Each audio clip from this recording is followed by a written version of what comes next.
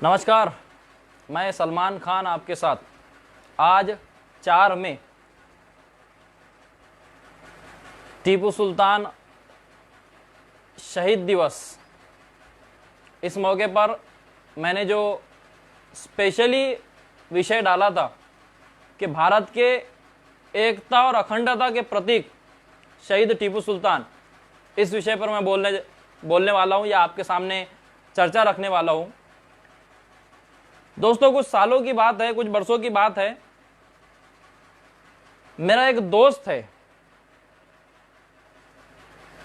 2017-18 के समथिंग की बात है, तो उसने एक विषय छेड़ा था कि टीपू सुल्तान इन्होंने ऐसा क्या किया कि जिसके लिए इनकी इतनी वाहवाही हो रही है, स्वतंत्रता सेनानी लगाया जा रहा है, शहीद लगाया जा रहा है।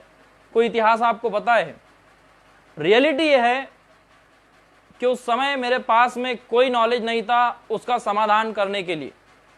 किसी भी तरह की जानकारी मेरे पास में नहीं थी कि मैं उस दोस्त को बता सकूं कि टीपू सुल्तान ये थे या टीपू सुल्तान वो थे या उन्होंने देश के लिए ये किया। बहुत सारी किताबें पढ़ने वाला मैं, उस समय मेरे पास में एक भी जवाब नहीं था कि टीपू सुल्तान कौन है, क्या है, उन्होंने देश के लिए क्या किया।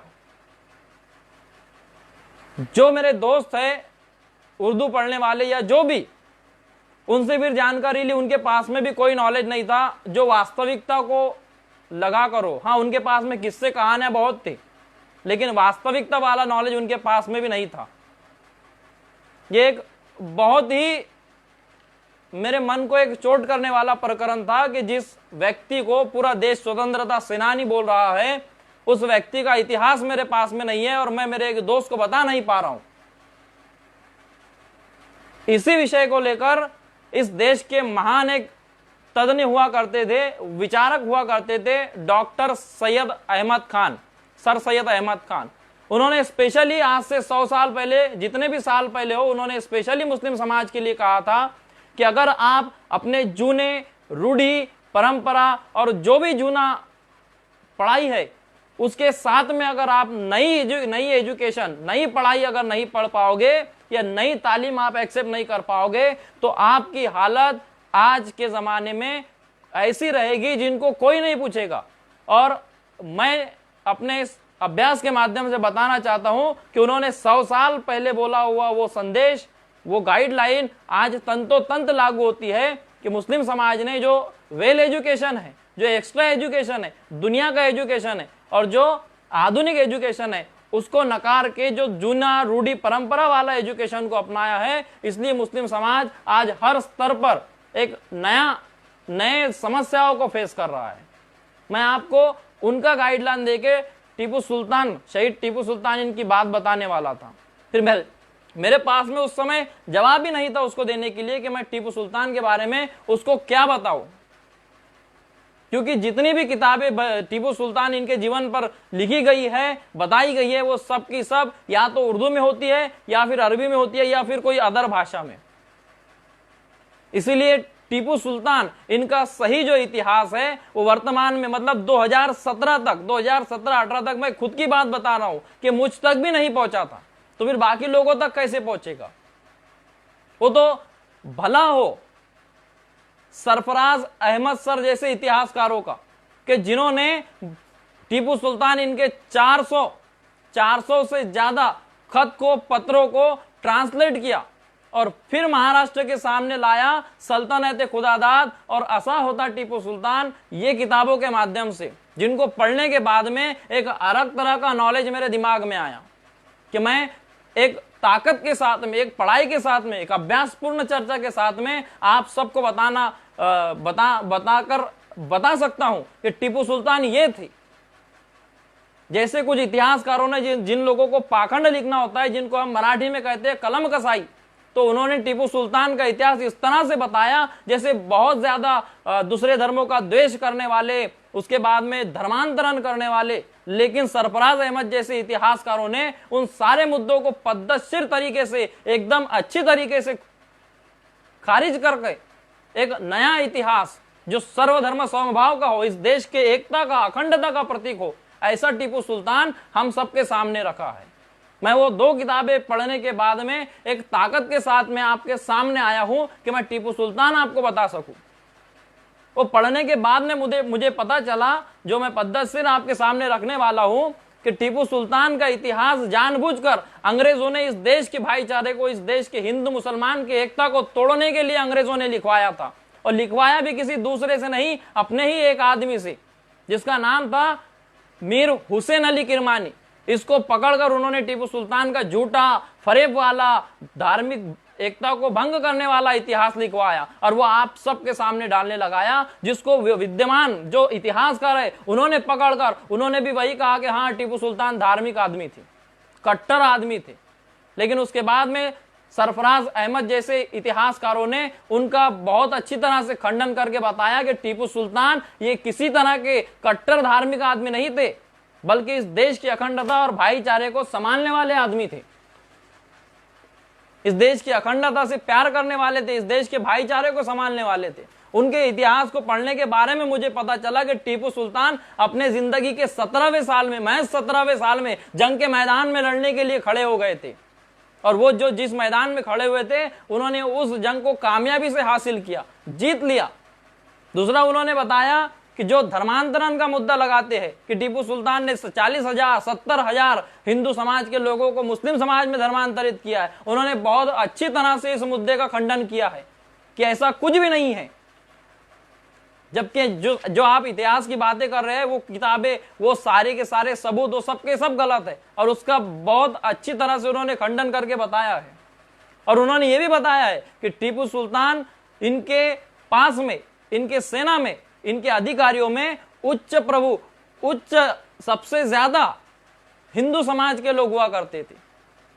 और उन्होंने सबसे महत्वपूर्ण बात यह बताई कि परशुराम भाऊ पेशवा जब उनसे लड़ने के लिए श्रीरंगपट्टनम गया और टीपू सुल्तान, इन्होंने बहुत ही लाचारी से उसको हरा दिया, बहुत खतरनाक तरीके से उसको हरा दिया, तब उसकी एक अलग ही राजा को बदनाम करने के लिए, टीपू सुल्तान को बदनाम करने के लिए उस परशुराम भाऊ पेशवा ने, मतलब पेशवाओं की सेना ने श्रीरंगपट्टनम के मंदिर को तोड़ डाला। और जब ये बात टीपू सुल्तान इनके कान पर पहुंची तो उन्होंने उस मंदिर को, श्रीरंगपट्टनम के मंदिर को, वहां पे मंदिर की दुरुस्ती करवाई और वहां के जो मठ के प्रमुख थे, महंत थे, उनको पत्र लिखकर भेजा कि जो लोग इस तरह का काम किए हैं वो कभी अच्छाई को नहीं छू सकते, वो बुरे ही लोग हैं, इसलिए हम आपके साथ में हैं। मैं ये कुछ आपको सोने चांदी और कुछ पैसे भेज रहा हूं कि जिसके कारण ये जो मंदिर है ये फिर से तैयार हो जाएगा और फिर से आप इसमें पूजा पाठ करवाओगे। उस मंदिर के महंत को, उस पुजारी को उन्होंने जगत गुरु की पदवी दी थी।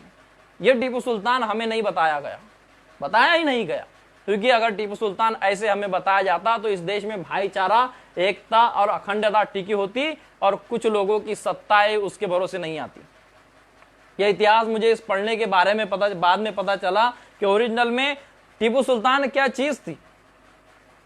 उन्होंने उसके आगे बताया कि टीपू सुल्तान, इन्होंने 156 मंदिरों को दान धर्म किया है, देनगी दी है, जिसमें खेत है, जिसमें कुछ रुपए है, सोने चांदी के बर्तन है, सिक्के है, आज भी मौजूद है। वो इतिहास हम झुटला नहीं सकते। और सबसे महत्वपूर्ण बात मैं आपको बताना चाहता हूं, बहुत शॉर्टकट में लूंगा, कि टीपू सुल्तान की अपनी एक लाइब्रेरी थी,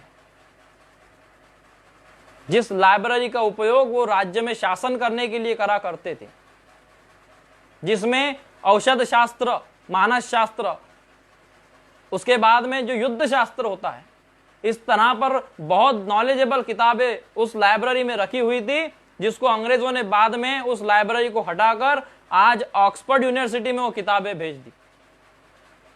देश का पहला ऐसा एक बादशाह है जिसने अपने पिता को, अपने बाप को एक उत्तराधिकारी होने के नाते लिख कर दिया था कि जिस दिन मैं अपने राजा होने के पद पे भ्रष्ट काम कर दूंगा, जनता की सेवा नहीं करूंगा, जनता के साथ में अत्याचार करूंगा, उस दिन आप एक बात ध्यान में रख लीजिए, उस दिन मैं खुद को मार दूंगा, मैं खुद आत्महत्या कर लूंगा, वो राष्ट्रद्रोह माना जाएगा। आज जो हम लिख कर देते हैं ना शपथ पत्र, टीपू सुल्तान ने उस समय लिख कर दिया था अपने पिता को, अपने वालिद को, अपने बाप को, अपने पिताजी को। कि मैं ये लिख कर दे रहा हूं आपको कि जिस दिन भी मैं अपने राष्ट्र के साथ में, अपने राज्य के साथ में, अपनी जनता के साथ में, अपनी आवाम के साथ में धोखा कर दूंगा, उस दिन आप मुझे सूली पर चढ़वा दीजिएगा, आप मुझे जनता के सामने मरवा दीजिएगा। जो आज शपथ पत्र हम देते हैं वो उस समय उन्होंने दिया था। ये पढ़ने के बाद में आएगा, ये ऐसे नहीं आएगा, ये आपको पढ़ना होगा। और मैं तमाम मुस्लिम समाज के लोगों से बताना चाहता हूं कि जिस तरह से 2017 तक मुझे सारी किताबें पढ़ने के बाद भी टीपू सुल्तान, शहीद टीपू सुल्तान, इनका नॉलेज नहीं था, इनकी किताबें पढ़ने को नहीं मिली, तो मेरी बात है वो औरों की भी हो सकती है कि बहुत सारे लोग पढ़ना चाहते हैं, बात को समझना चाहते हैं, उन तक भी किताबें नहीं पहुंच रही है। तो आप ये जो जलूस जुलसे, ये जो भी है, आपके जो भी ऐसे काम हैं जो एकत्रित होकर आप लाखों करोड़ों रुपए खर्चा कर देते हो, वो उस पैसे को आप सरफराज अहमद सर जैसे जो इतिहासकार है उनको सपोर्ट करने के लिए लगाइए, क्योंकि इतिहास सच्चाई वाला, अच्छाई वाला आना जरूरी है।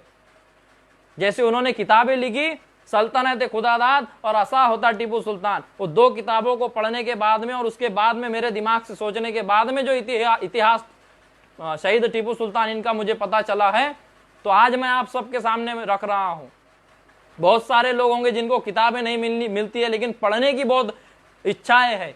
तो मैं तमाम उन मुस्लिम लोगों से बताना चाहता हूं कि लाखों रुपए आप इधर उधर खर्चा कर देते हो, खाने पीने में गंवा देते हो, पूरी सिगरेट में बर्बाद कर देते हो, लेकिन आपने अगर कुछ रुपया अपने समाज के, अपने देश के भलाई के लिए और अपने इतिहास को जानने के लिए अगर लगाया, तो डॉक्टर बाबा साहब आम्बेडकर जी ने कहा था कि वो कौम कभी इतिहास नहीं बना सकती जो अपना इतिहास ना जानती हो। आज इतिहास जानने का समय आ गया है। बहुत विश्वास के साथ में बोल सकता हूं मैं कि आप जिनके भी साथ में रहो, आपने कभी किसी के साथ में गद्दारी नहीं की। ये इतिहास है, ये इतिहास है इस भारत का कि आप महाराणा प्रताप जी के साथ में रहे हो, हकीम खान सुर्ख बनकर आपने कभी गद्दारी नहीं की उनसे। आप झांसी के रानी के साथ में रहे हो, आपने कभी उनसे गद्दारी नहीं की। आप छत्रपति शिवाजी महाराज, छत्रपति संभाजी महाराज, छत्रपति शाहू महाराज, महात्मा ज्योतिराव जी फुले, डॉक्टर बाबा साहब जी आम्बेडकर, इन सब के साथ में रहे हो, आपने कभी गद्दारी नहीं की। बस आपको अब क्या करना है, अपना इतिहास बताना है, अपना इतिहास किताबों के माध्यम से बताना है। और जब आप अपना इतिहास खुद समझोगे और लोगों को बताओगे, उस समय आप पर कोई उंगली नहीं उठाएगा। बस यही बात आपसे कहने के लिए मैं आज ऑनलाइन आया था कि टीपू सुल्तान, शहीद टीपू सुल्तान जो ओरिजिनल है वो आप तक पहुंचना चाहिए। बस इतना ही बोलने के लिए आया था। धन्यवाद।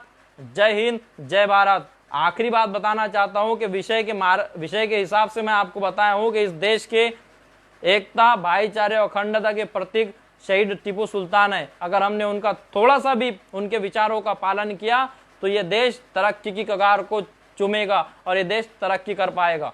धन्यवाद। जय हिंद, जय भारत।